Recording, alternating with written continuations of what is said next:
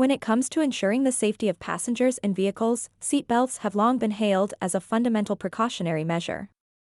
However, a notable exception to this practice is evident in the iconic yellow school buses that transport millions of children daily.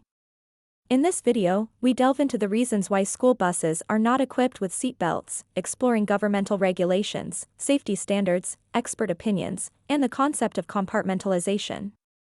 The National Highway Traffic Safety Administration in the United States and Transport Canada oversee road safety standards and regulations. Surprisingly, neither regulatory body mandates seatbelts on school buses weighing over 10,000 pounds. Federal law requires seatbelts on lighter buses, but the decision for larger buses is left to the states or provinces. Currently, only a handful of states in the US and some districts in Canada require seatbelts on school buses. The National Highway Traffic Safety Administration emphasizes that school buses are among the most regulated vehicles on the road. They argue that students are approximately 70 times more likely to arrive safely at school when taking a bus rather than traveling by car. This assertion forms the basis of why federal regulations do not mandate seatbelts on school buses weighing over 10,000 pounds. One primary reason behind the absence of seatbelts on school buses is the outcome of cost-benefit analyses conducted by regulatory agencies. Adding seatbelts to school buses would incur significant costs, including installation expenses and ongoing maintenance. However, studies suggest that the potential safety benefits do not justify these expenses. Modern school buses are inherently safe due to their design, and the addition of seatbelts would provide minimal, if any, improvement in safety. School buses rely on a safety concept called compartmentalization. This design includes several elements: seats with high backs, seats filled with energy-absorbing material, seats placed close together to form compartments, and strong seat anchorages. The purpose of compartmentalization is to protect passengers without the need for seat belts. In the event of a sudden stop or crash, the padded seat backs absorb the forward energy, distributing the force of impact over the entire upper body of the child seated behind.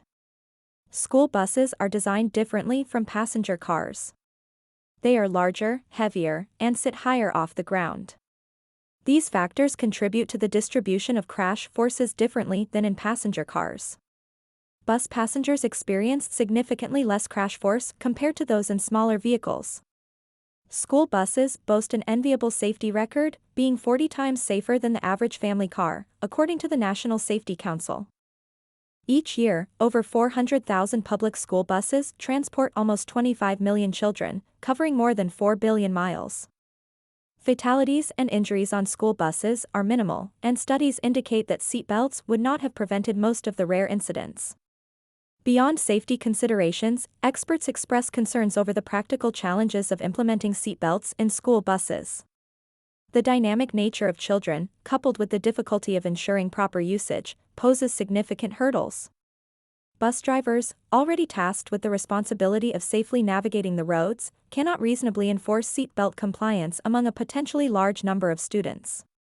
Experts caution that adding seatbelts to school buses could pose engineering challenges. Lap belts, for instance, might increase the risk of head injuries in a head-on collision, as the torso could whip forward, potentially causing serious head and neck injuries. The installation of combination lap and shoulder belts could require stiffer seats, potentially causing increased injury to students who are not buckled up. The logistics of ensuring proper seatbelt use, adjustment for different-sized children, and maintenance are mentioned as practical challenges. Moreover, children may not use seatbelts consistently or correctly, especially considering their tendency to move around during transit. Experts also express concerns that adding seatbelts might reduce overall bus capacity. This reduction could lead to more children seeking alternative, potentially riskier means of transportation to and from school.